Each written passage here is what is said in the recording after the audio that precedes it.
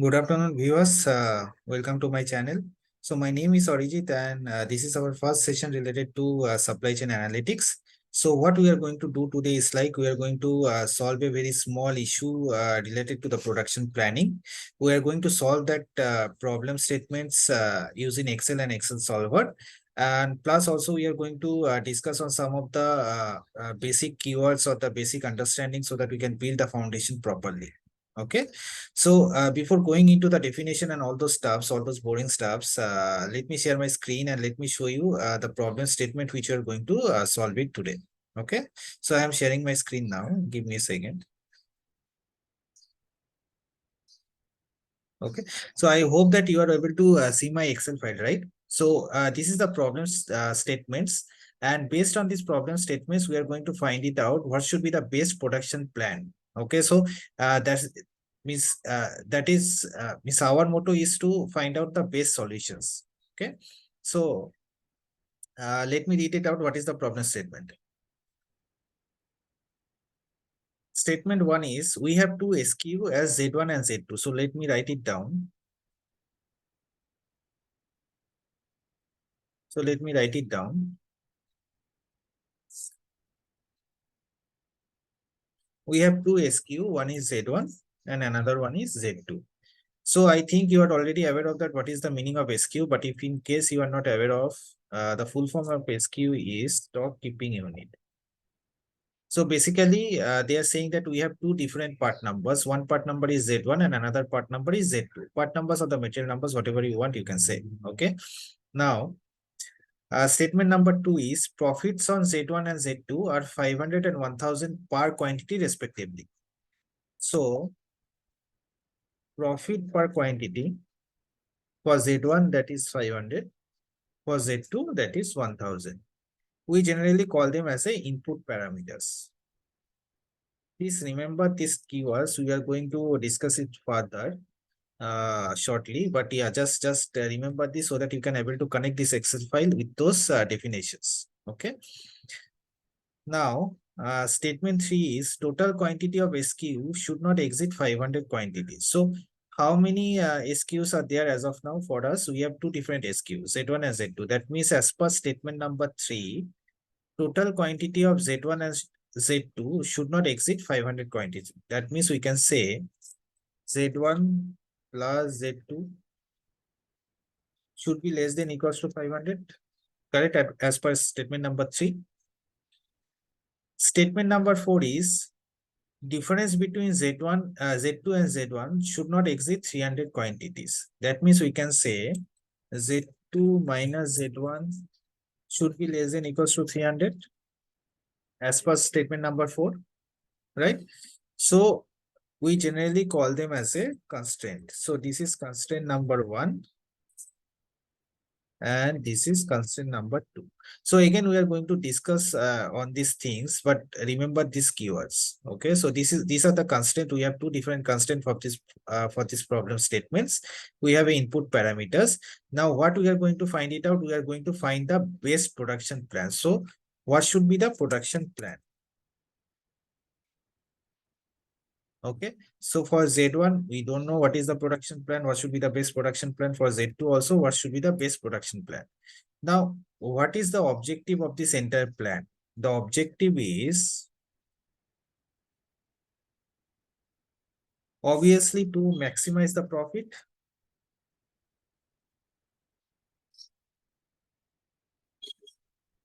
So basically, by considering all these input parameters and the constraints, we need to find out the best production plan for Z1 and Z2, which enables us to give the maximum profit for the business. So final motto is this, to maximize the profit, right? Now, how we are going to do that? Okay, so this one we generally call them as a OFB. So what is the full form of OFB? Full form is objective function variables. So every solution will have some objective. We need to identify that objective. Okay, so in this problem, we are going to maximize the profit. Okay. So let me write it down once again. And okay, one thing I just missed, for this production plan, we generally refer them as a decision variables. Decision variables. Okay, because we have to decide for this variable that what should be the production plan for Z1 and Z2. So again, just remember these keywords. We are going to discuss it in a great detail later on. Okay, now let me write it down once again. Z1, Z2, OFB. So OFB is nothing but the objective function. So in this problem, the objective function is to maximize the profit, right? Suppose you have two managers. One manager is saying that we can produce Z1 and Z2 as 250, 250. Now, whether that is a feasible solution, whatever manager one is suggesting. Yes, this is a feasible solution. Why? Because whether it is satisfying the constraint number one, the constraint number one is Z1 and Z2 should be less than equals to 500. So if you do a calculation of Z1 and Z2 here, what is the total quantity of Z1 that manager one is suggesting? 250. And what is the quantity of Z2 that manager one is suggesting? That is also 250. So 500, that means it is satisfying the constraint number one.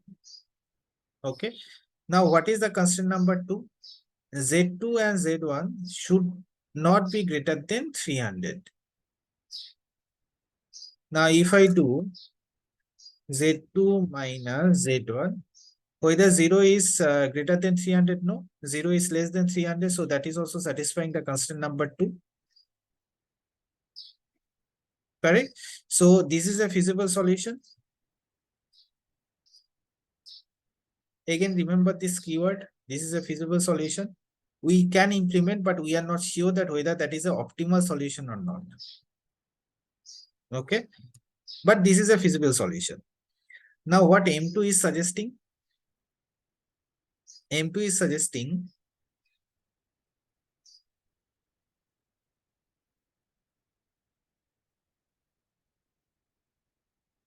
we need to produce Z1 as 300 and Z2 as 200. Now, whether it's a feasible solution or not, we need to find out once again. So what is the constraint number one? Z1 plus Z2 should be less than equals to 500. So if we do a summation of 300 plus 200, so that is equal to 500. So it is satisfying the constraint number one. What is the constraint number two? Constraint number two is Z2 minus Z1 should be less than equals to 300. So Z2 minus Z1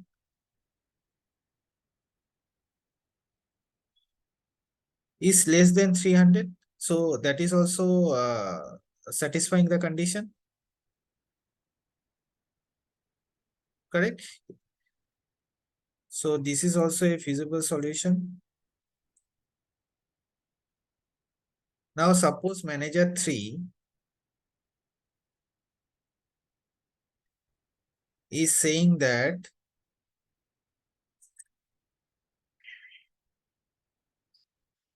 you need to produce Z1 as 500 and Z2 as 100. Okay. So again, we are going to find it out whether it is satisfying the constraint or not. So 500 plus 100. 500 plus 100. Whether it is satisfying the constraint number 1. No, it is not satisfying the constraint number 1. That means it's an infeasible solution. We cannot implement. Infeasible solution we cannot implement. So this one is out of question. Now from these two, we are not sure that what is the best optimal solution. So remember one thing, a problem can have multiple feasible solutions, but we need to find out the best optimal solution from the feasible option.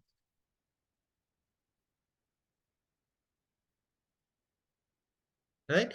So a problem can have multiple feasible solutions. So in this problem, we can see whatever manager 1 and manager 2 is suggesting, both are the feasible solution. But we need to find out the best optimal solution from the feasible options. So basically we have two feasible options as of now, feasible solutions as of now. And from these two feasible options or solutions, we need to find out what is the best optimal solution. Now, how we are going to find it out, what is the best optimal solution? Now, if you remember it, sometimes before I told you that what is the objective. Okay. So what is the objective? To maximize the profit. So as per, if we go as per manager 1, then what is the profit we are generating? Profit is quantity of Z1 multiplied by profit of Z1. So profit of Z1 is how much? 500 rupees per quantity. Correct? 500 rupees per quantity plus quantity of Z2, that is 250, multiplied with profit of Z2, that is 1000. What is the profit we are generating? 3,75,000. If we go as per manager 1, right? Now, if we go as per manager 2, then again we are going to apply the same formula. Quantity of Z1 into profit of Z1 plus quantity of Z2 multiplied with profit of Z2. Now, what is the profit we are generating as per manager 2? 3,50,000. That means between these two, this one is the best solution as of now. Between this manager 1 and manager 2, this one seems to be the better solution because we are generating around 25,000 profit for options 1. Correct? Okay, but as of now, we are not sure that whether this is the best optimal solutions or not. So to figure it out, we are going to use the Excel solver now. Okay. So let me write it down. Z1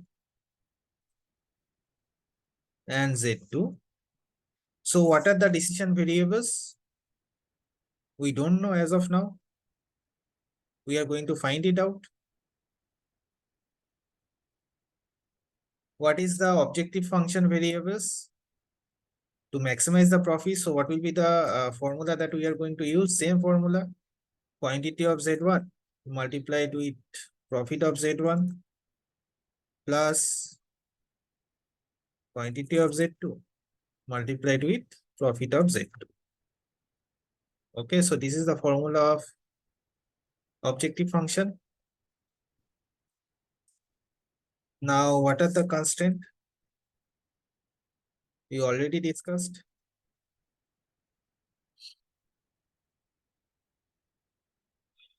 Constant are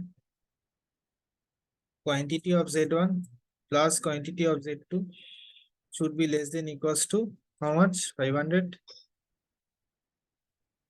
What is the constraint 2?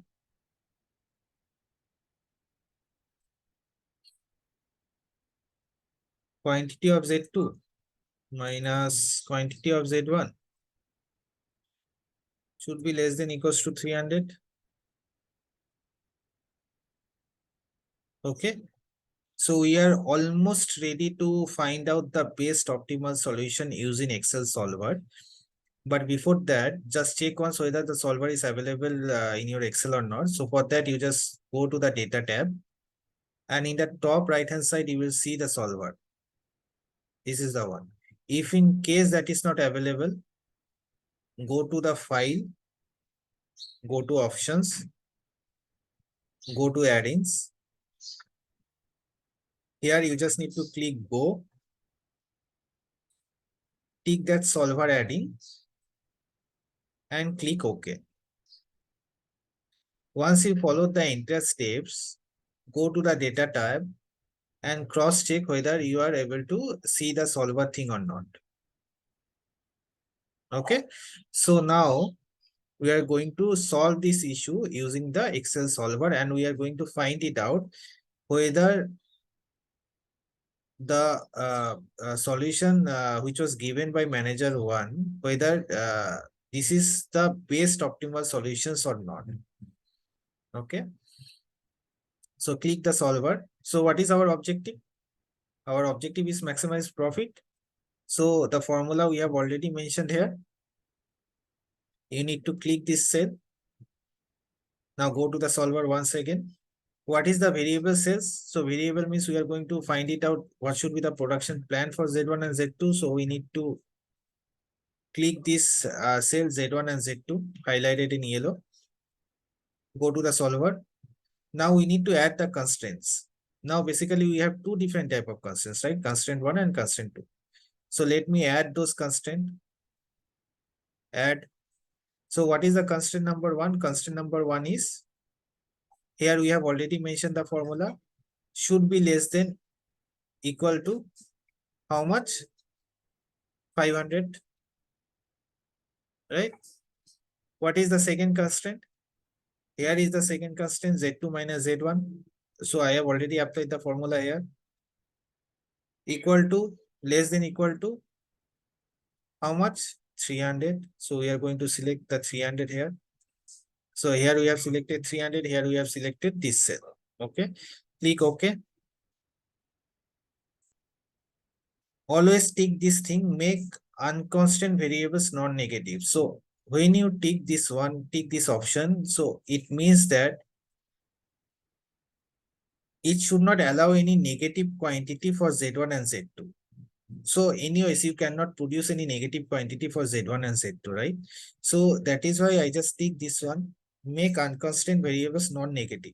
If you do not tick this one, then there is a possibility that maybe for Z1 or Z2, you will get negative quantities. Okay, so keep this tick mark and select a solving method. So as of now, we are going to select the simplex LP algorithm. Now, why we are going to select this simplex LP algorithm? Because this is a linear programming. So we are going to discuss it further, that what we mean by the linear programming and all those stuffs. But as of now, remember that this is a linear program. This is a linear problem. And that is why for this problem, we are going to use the simplex LP algorithm. Okay, so you just select this one and click the solve button. Okay, now see, Excel solver solve the issue on your behalf. Now, as per the Excel solver, for Z1, we need to produce 100 quantity. For Z2, we need to produce 400 quantity. And if we do like this way, then what is the maximum profit that we can get? We are getting around 4,50,000. That means this is not the best optimal solution. This is the best optimal solution, right? So how much profit we are getting more if we follow as per Excel solver? This is the profit that we are generating as per Excel solver if we follow this one, if we follow this production plan.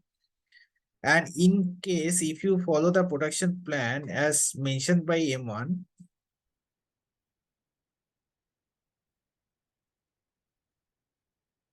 then we were at a loss of 75,000. Now, this is the importance of using the models. So basically here we have created a model to solve a real life issues. This is a real life issue. This is the reality. And we have created this model by using Excel and Excel solver so that we can able to get 75,000 rupees more then whatever suggested by manager 1 or whatever suggested by manager 2. So we are generating more profits. Okay. So this is a very small problem. So we have considered only two constraints. We have considered some of the basic input parameters, and based on that, we have find it out. In the later classes, definitely we are going to upgrade our problem level so that we can have a more visibility on the real life issues, and we can able to implement these models for solving our issues or for solving the business related issues, whatever we are facing on our day-to-day life. Okay. Now, what I said previously, to clear the foundation, let me go through this PPT once. I think that you are able to see my PPT, right? Okay. So what is a model? In simple words, model is a representation of reality, and it is an art to solve any real-time issues. So if you relate to this Excel, as I already mentioned, this is a model. Okay, so what they have mentioned, model is a representation of the reality. So problem statement, this is the reality. And this model is a representation of that reality. So that is what I just mentioned in this PPT. And it is an art to solve any real-time issues. So again, this is a problem statement. These are the issues, and we have tried to create a model, and this is the best optimal model considering all the input parameters and the constraints. And we have solved these real-time issues. Okay, so that is basically the definition of a model, and why we are going to create those models. Okay. Okay, now benefits of models. So benefits of models are allow us to make informed decisions, reduce cost and can improve the business operations, provides inputs in a timely manner, and helps us to explore prohibited options. So if you just go to the Excel, you can see by creating this model, we can able to understand that what should be our maximum profit, right? Means if we follow this production plan, then what should be our maximum profit? So we can take an informed decisions, right? And also we can able to improve our profit, and thereby improving our business operations. So that is what is mentioned in this PPT. If we go to the next slide, then what are the different types of models? So basically we have three different types of models. One is the physical model, any architectural models. For example, if we are creating any apartments, if you are creating any temples, those becomes your architectural models. Second one is the visual models. That means if you are creating any type of maps or graphs, that becomes your visual model. We are going to discuss it further, that how we can generate a graphs model from a problem statements that we are going to see in our next classes. And the third one is the optimization model. So this one is the optimization model, and you can create the optimization models to improve your production planning, to have a proper transportation planning and all those things, right? So this is one of the optimization model that we have created today. Okay, now what is a decision variable? So you remember that here we have mentioned that this is a decision variable, right? So what is a decision variable? This helps us to determine the best and the optimal path to follow. So basically, it is helping us and providing us a path that which one is the best thing to follow, so that we can able to maximize our profit. So as per this problem and as per this solution, the path is for Z1 we need to produce 100 pieces per day, and for Z2 we need to produce 400 pieces. So that is the path that we are getting, and we refer to them as a decision variables, because we need to decide for these variables, right? Okay, now next slide. Feasible and infeasible solution. So you remember here we have mentioned what is a feasible solution and what is a infeasible solution. So what is a feasible solution? Feasible solution is like the solution which is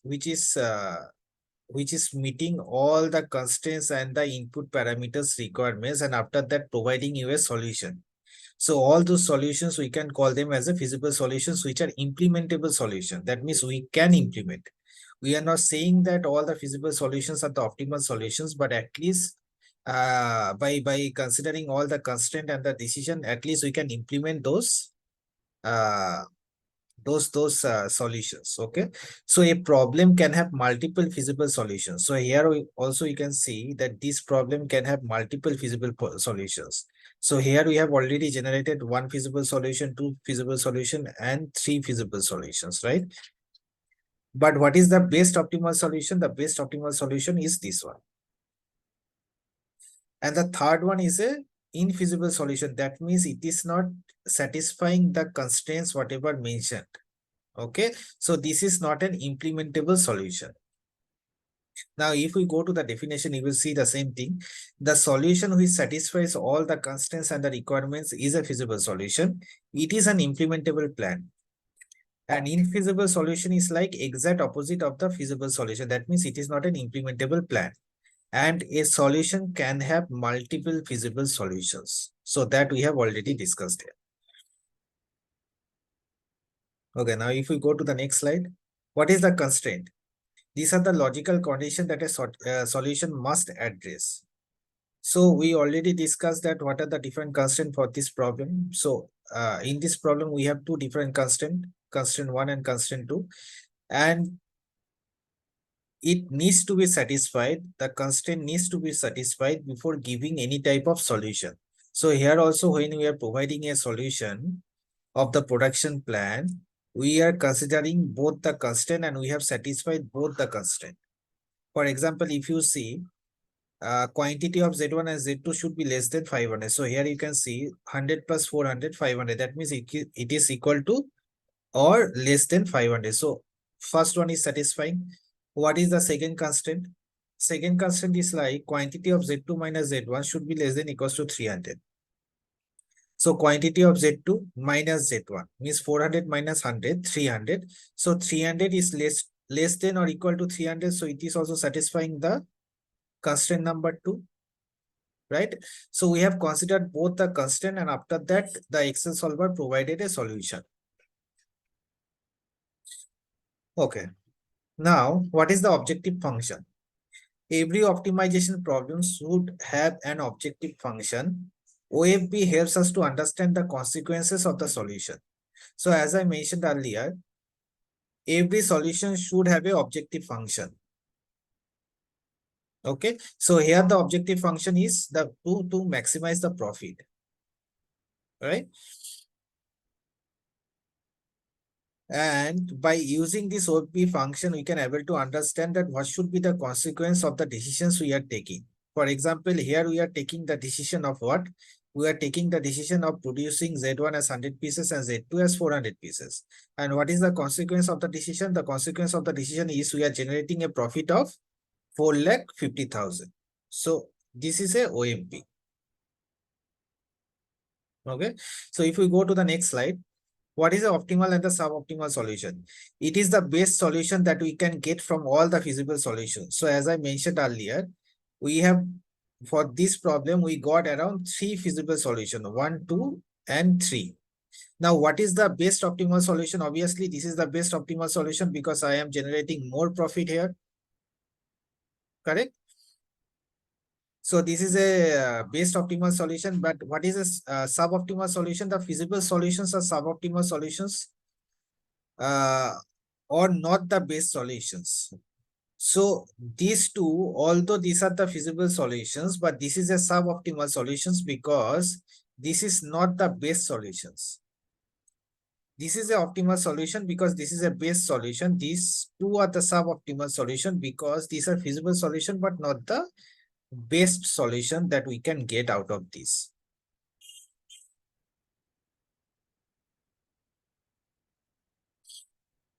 Okay. Now, next slide is input parameters. So these are the input data which are needed to get an optimal solution. So this is an input data, the profit,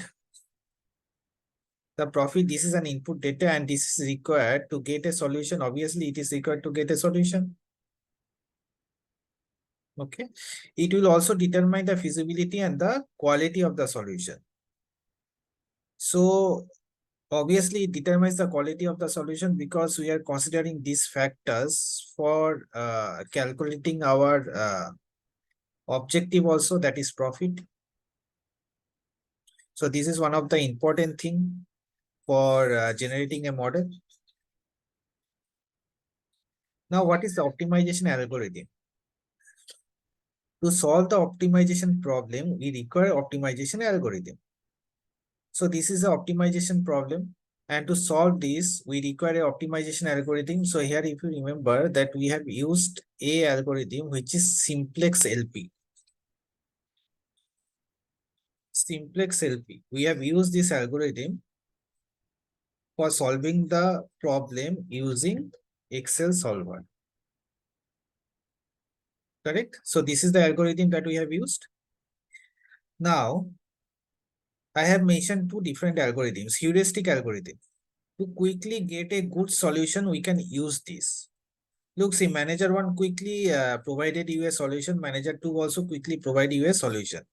So these are the heuristic solution. These are the feasible solution, but it does not determine that. It is very difficult to say that whether those solutions are the most optimal solution or the not. Whether these solutions are the best optimal solution or not, you are not able to tell that. Okay, but these are the heuristic algorithm because you can easily and quickly solve the issues. Okay, so that type of approach we generally call them as a heuristic algorithm. So to quickly get a solution, we can use this, but it does not give you the guarantee of an optimal solution. So these are the examples. We quickly come into a conclusion, but we are not sure that whether these two are the best optimal solutions or not. Okay. Now, what is the exact algorithm? Exact algorithm is like, it will give you the solution. It will not give you the solution quickly, but it will ensure to give you always an optimal solution. So this is an exact algorithm. You have not got the solutions very quick, but whenever you get the solution, that will be your best optimal solution that can come out by considering all the parameters and the constraints. We should always try to get an optimal solution in first attempt by using the exact algorithm. So it is recommended to always use the exact algorithm process so that you can determine the optimal solution in the first attempt only. All right. Now, next slide is simplex LP and the linear programming. So previously I mentioned this term. So simplex LP is like is what? Simplex LP is the algorithm that we have used while solving this problem using Excel solver. Okay. And what is the linear problem? Linear problem is that if the variable power is 1 throughout the models, then we can call them as a linear program. Okay. Now, if the variable power is throughout the models, if variable power is 1 throughout the models, what is the meaning? Now, if you see, what are the variables? Variables are Z1 and Z2. And if the variable power is 1, for Z1 plus Z2, the variable power is 1. That is correct, right? For means in top of the Z1, you cannot see any variable power like 2 or 3, something like that. For Z2 also, you cannot able to see any power of 3 or 4 or 2, something like that. Both are having a variable power of 1. That means it's a linear program. For example, if we do like this, Z2 to the power